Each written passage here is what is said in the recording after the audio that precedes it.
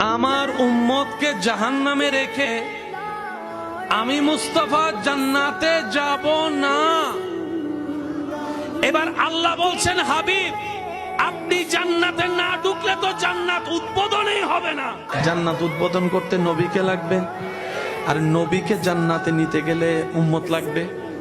এবার বলেন, এই উম্মত যারা, আগে আমি আমারটা বলি, আপনারা আপনাদেরটা বলবেন। আমি মোকাররম বাড়ি, আমার জীবন সম্পর্কে আমি ভালো জানি, আপনার জীবনে 24 ঘন্টা সম্পর্কে আপনার এই ভালো জানা আছে। আমি আমার জীবনের ধারণা অনুযায়ী আমার জীবনে সোয়াবের চাইতে গুনাহ বেশি। আমার মতো গুনাহগার কে কে আছেন একটু হাত তুলেন, শুধু অডিয়েন্সের ভিতরে, কোনো আলেম ওলামা না। যার জীবনে গুনাহ বেশি সোয়াব কম, একটু হাত তুলেন। যে তুলে নেয় সে জান্নাতি আর কি, বুঝতেছেন তো? এবার হাতটা নামান। সত্যি করে বলেন, জান্নাত পাওয়া তো দূরের কথা, গ্রাণ পাওয়ার যোগ্যতা আছে আমাদের?